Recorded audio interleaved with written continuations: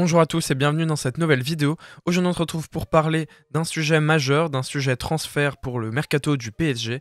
L'arrivée probable et d'ailleurs imminente de Sergio Ramos au PSG qui arriverait libre et en tant que un des tout meilleurs défenseurs de tous les temps. Donc aujourd'hui on va analyser plusieurs choses. Est-ce que ce transfert en vaut la peine? Est-ce que cette opportunité est une opportunité rêvée pour le PSG? Est-ce que c'est utile et pour le marketing et pour l'aspect sportif? Bienvenue dans cette nouvelle vidéo. Alors avant que cette vidéo commence, n'hésitez pas à la partager, n'hésitez pas à la liker et à vous abonner. Ça fait toujours plaisir, ça permet de soutenir la chaîne et de nous aider.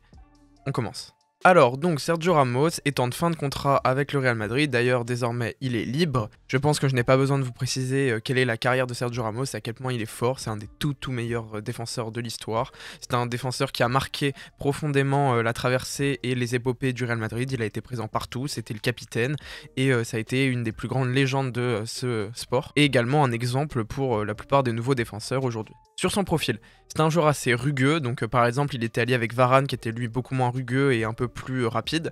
Donc voilà, Ramos c'est pas le défenseur le plus rapide mais il est rugueux, il est puissant. Il a beaucoup de technique, il est très fort dans son jeu de passe aussi. C'est un joueur à l'espagnol, donc un défenseur vraiment qui a toutes les qualités nécessaires. C'est surtout un joueur qui a un mental d'exception, en tout cas au Real Madrid. Il n'y a pas forcément de raison qu'il ne le soit pas au PSG, il a une hygiène de vie irréprochable. Malheureusement, et c'est une petite nuance qu'on pourrait apporter, c'est qu'il se blesse beaucoup. C'est un joueur qui évidemment est vieux, qui a à peu près l'âge de Thiago Silva à l'époque où il était parti. Donc c'est un joueur qui est tout à fait susceptible de se blesser. Et c'est pour ça d'ailleurs qu'il entrerait dans une rotation et que ce ne sera probablement pas le titulaire indiscutable du PSG avec Marquinhos. Donc voilà, l'opportunité était rêvée pour le PSG, ce serait probablement un très bon salaire.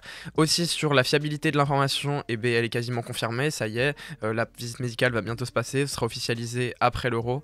Donc voilà, c'est une très bonne nouvelle, c'est quelque chose qui va arriver, donc on peut clairement dire que c'est une info officielle. Donc là maintenant on va analyser par rapport à l'effectif du PSG, est-ce que ça en vaut la peine? Bien la première réponse qu'on peut apporter c'est oui, évidemment que ça en vaut la peine. Le PSG aujourd'hui a un déficit de défenseurs centraux, il n'y a que deux vrais bons défenseurs, il y a évidemment Kimpembe et Marquinhos et sinon c'est le vide intersidéral. Abdou Diallo est plus un latéral gauche remplaçant, Thilo Kehrer n'a pas le niveau pour jouer au PSG et Danilo Pereira dépanne de temps en temps mais on a bien vu que c'était un vrai problème parce que lui non plus n'a pas le niveau pour être titulaire au PSG.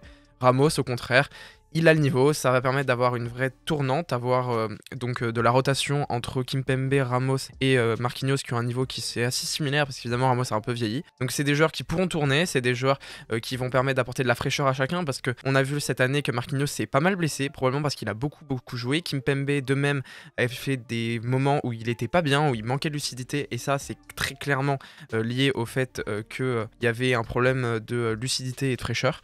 Donc voilà, ça permettra d'apporter de la fraîcheur. C'est aussi bon pour un système à 3 défenseurs parce qu'on va aussi recruter Hakimi. D'ailleurs merci beaucoup pour vos retours sur cette vidéo qui me fait très plaisir. Donc potentiellement un système avec 3 défenseurs et 2 pistons, donc Hakimi, Marquinhos, Ramos et Kimpembe, avec à gauche Bernat qui joue très bien en piston même si on ne connaît pas son niveau physique quand il va revenir. Mais c'est forcément une bonne nouvelle. Donc voilà, sur le plan de l'équipe, c'est une excellente chose. Également sur le vestiaire, parce que c'est un joueur qui a de la poigne, c'est un joueur qui est bon mentalement, qui dans les moments difficiles est toujours là. Donc voilà, c'est un joueur qui peut donner une belle image tant à l'extérieur mais également en intérieur. C'est évidemment un exemple pour des joueurs comme Kimpembe qui sont certainement très heureux d'accueillir Ramos au PSG.